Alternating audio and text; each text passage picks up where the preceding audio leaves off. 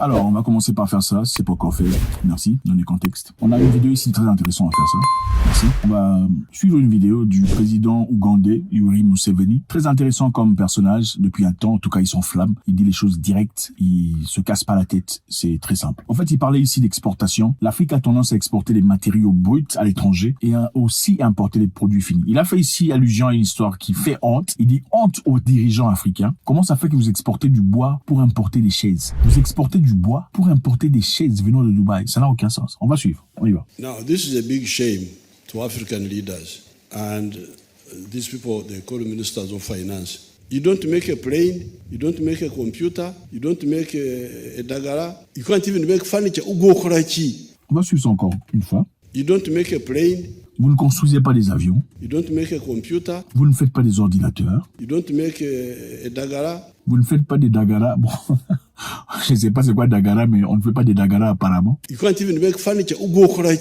Qu'est-ce que vous pouvez faire? What sort of people are these? Then they say we are experts, we are this. Experts of what? So that's why I cannot support the export of timber and import furniture. No, convert the timber into furniture and export the furniture to those who don't have trees. Like in the, you can imagine people are importing furniture from Dubai, a desert.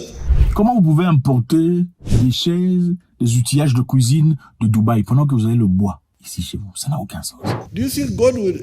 Do we have some religious people here? Because I hear that God punishes those who don't use their talents. Dieu punit ceux qui n'utilisent pas leur talent. C'est vrai.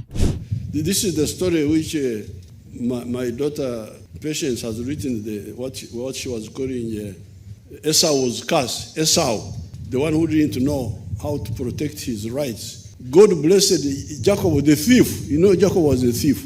He first stole something from him, the other one. Then he stole the blessing of the father as the firstborn. And he was blessed.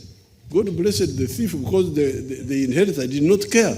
I don't want to be cast like Esau, please. Building an economy which is integrated, independent, and self-sustaining.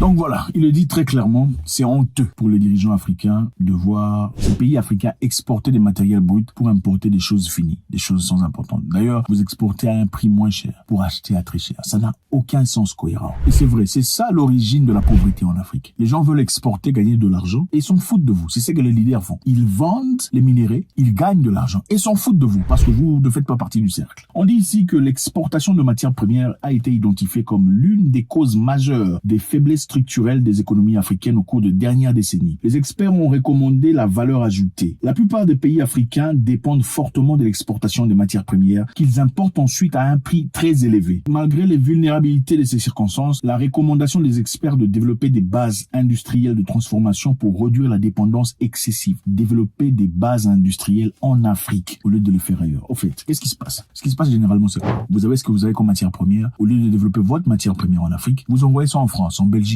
en Hollande, en Scandinavie, pour être traité, finalement, on vous le revend, ok? L'Afrique ne produit rien. On produit rien. On dit on est riche, on a minéraux, or, diamants, sodium, charisme, tout ça, tout le bazar. Mais si on vous dit, on va pas acheter vos histoires, on va faire quoi? Non, on vous dit, on n'achètera pas votre coco, cacao, tout ça. On n'achètera pas vos machins histoires. On n'achètera pas votre lithium. On n'achètera pas votre manganèse. On n'achètera pas votre uranium. Vous en ferez quoi? Non, vous en ferez quoi? Vous n'en ferez rien. Parce que la connaissance, il n'y a pas. On n'a pas investi dans la connaissance. On n'a pas investi dans les structures qui peuvent développer ces histoires. C'est ça la honte. Comment ça se fait que Dubaï plaît à tout le monde? Vous vendez des bois à Dubaï, mais vous achetez vos chaises, vos histoires de cuisine à Dubaï. Ça n'a aucun sens. Laissez-moi vous dire, dans les années 60, Dubaï était désertique. C'était un désert. Il n'y avait rien, absolument rien. Mais Dubaï se servit de ce qu'ils ont eu comme bénédiction dans leur terre, le pétrole. C'est avec le pétrole qu'on a développé Dubaï. Regardez le développement progressif de Dubaï, de 1960 aux années 2000. Complètement différent. Dubaï est devenu le rêve des Américains. Oui, les Américains quittent Hollywood pour partir vivre à Dubaï. Qu'est-ce qu'ils ont fait? Ils se sont seulement servis de ce que le Créateur leur a donné. La Hollande s'est servi du lait. Dieu a donné le lait aux Hollandais. Ils se sont servis du lait pour développer leur pays. Les Africains ont tout. Or, diamant, lithium, manganèse, tout ça, machin, histoire. Et,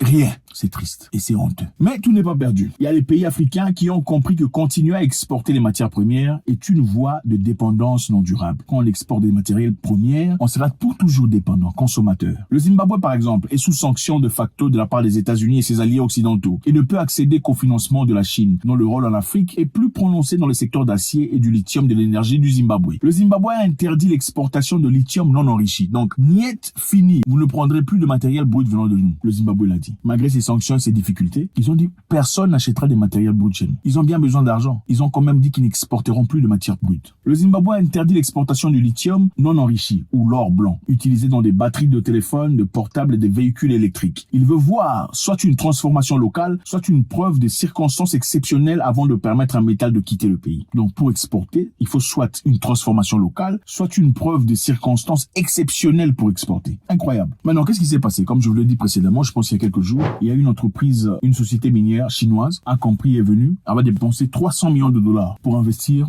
au Zimbabwe. Il y a une société minière chinoise qui vient officiellement investir au Zimbabwe à hauteur de 300 millions de dollars. Le Zimbabwe possède les plus grandes réserves de lithium en Afrique et a attiré des investisseurs de partout dans le monde. Vous voyez un peu? Donc ils se disent, vous allez plus vous servir de nous. Vous voulez venir chez nous pour prendre nos histoires, vous ne prendrez plus à l'état brut. Soit vous développez de l'industrie ici, ou bien vous partez. Pourquoi il faut développer de plantes au Zimbabwe? Il faut développer de plantes en Afrique pour permettre aux Africains d'avoir de l'emploi. Il faut développer des plantes en Afrique pour permettre aux Africains d'avoir la connaissance. C'est-à-dire, on vient pas seulement prendre des histoires, on vous apprend comment transformer ces histoires. Et même si vous êtes absent, on peut transformer nous-mêmes et nous en servir. Nous n'avons malheureusement pas cette capacité jusque-là. De manière très surprenante mais agréable, la RDC, République démocratique du Congo, a aussi interdit l'exportation de concentrés de cuivre et de cobalt. Bravo! Bravo! Bravo! Ce n'est pas du ndombolo, bravo!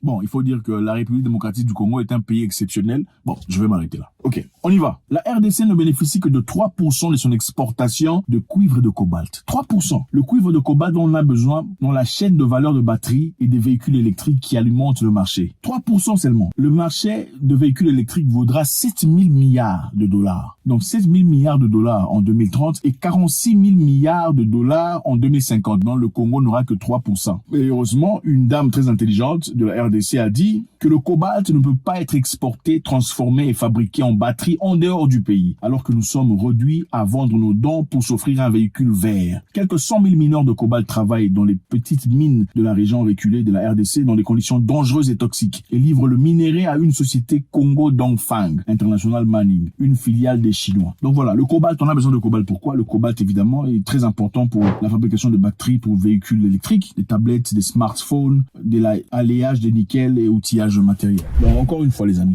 bravo en tout cas aux Africains qui fournissent cet effort nécessaire, en tout cas en l'occurrence la RDC et le Zimbabwe. C'est quand même honteux qu'on le dise. Le Cameroun exporte le bois, le Gabon exporte le bois, nous avons la Côte d'Ivoire avec le cacao, le Ghana qui sont ensemble en tout cas en synchronie les plus grands producteurs de cacao sur terre. Pendant ce temps le chocolat vient de la Belgique, de la France, de la Hollande. Il n'y a aucune explication logique. Je pense qu'il est important que les Africains investissent au développement, à l'intelligence, aux capacités. On ne peut pas toujours pleurnicher, disons on a touche, on a riche, on a riche. Non, on ne peut pas être riche avec ce qu'on possède. La richesse c'est pas ce qu'on possède. La richesse c'est le cerveau. Vous pouvez avoir toutes les richesses du monde. Si les cerveaux sont absents, vous vivrez dans la guerre, les rébellions, les prières, les galères, la peine, la misère, la mendicité. C'est ça. Si vous avez tout comme vous le désirez, mais vous n'avez pas des cerveaux. C'est ça la répercussion. Merci infiniment les amis, c'est toujours avec beaucoup de plaisir. Comme on a vu, monsieur Museveni ne rigole pas, il dit les choses telles qu'elles sont. Honte aux présidents, aux dirigeants africains qui ne peuvent pas développer. Commencez à produire chez vous, commencez à créer chez vous à la maison. Commencez à imposer à ce que les investisseurs viennent établir des plans de transformation chez vous sur place, au lieu de faire ailleurs. Faites-moi savoir ce que vous en pensez, toujours avec beaucoup de plaisir.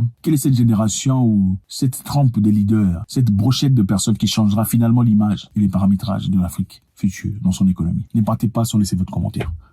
God bless.